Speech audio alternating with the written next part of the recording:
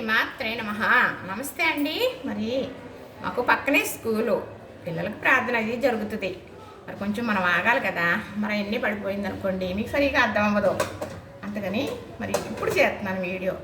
మరి ఉదయం టిఫిన్ అండి. ఏంటా అనుకుంటున్నారా? నేను ఏం చేశానంటే మరి వాయుకుడు వేసాను. వాయుకుడు అంటారో, ఆయుకుడు అంటారో, వాసన కుడుము అని కూడా అంటారన్నమాట. అయితే ఈ కుడుము అనేది ఎలా వేస్తారంటే చెబుతాను మీకు. ఈ కుడుము ఎలా వేస్తారంటే ఉదయం అప్పటికప్పుడు రుబ్బివ్వరండి.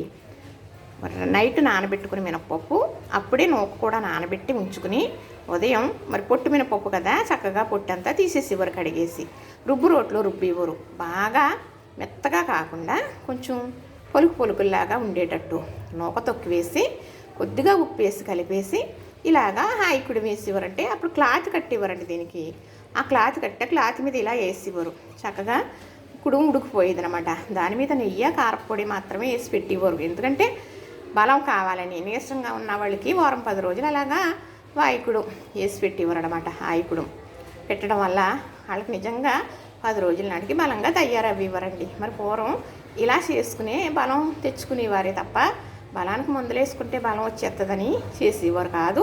అప్పుడు మందులు అంతగా ఉండేది కాదు. ఇప్పుడైనా మనం బలానికి మందులు వేసుకున్నామంటే తిండి తినాలే కానీ మందుల వల్లే బలం వచ్చేదండి. ఈ వాయికుడు పొద్దుట 2 రేకులు పెట్టానండి. ఒక రేకు మా వారికి టిఫిన్ పెట్టేసాను, ఇంకొక రేకు చుట్టాలకు పెట్టాలి. ఇది మీకు చూపిస్తున్నాను.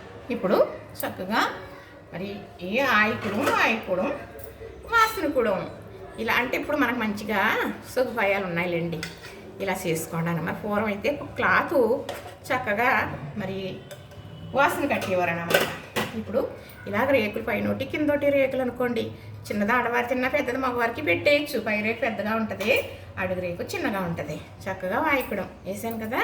దీనికి మరి ఇలాగ కారపొడి వేస్తున్నానండి. కారపొడి వేస్తున్నాను, ఇదిగో చూసారా. తర్వాత నెయ్యి వేస్తున్నాను.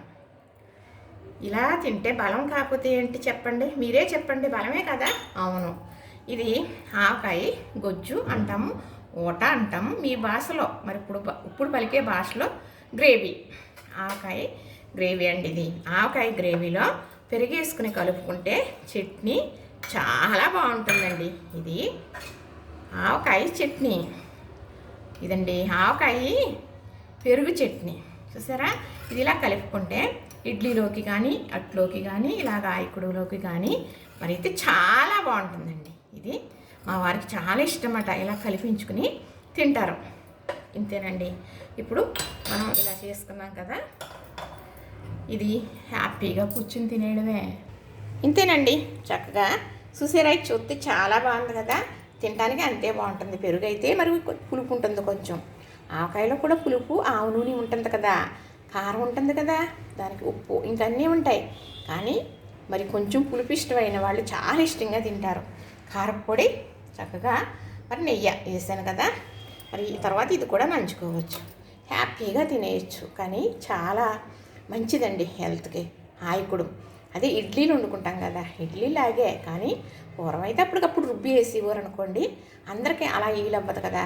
కానీ ఇలా ఇడ్లీ పిల్లలకు బలం.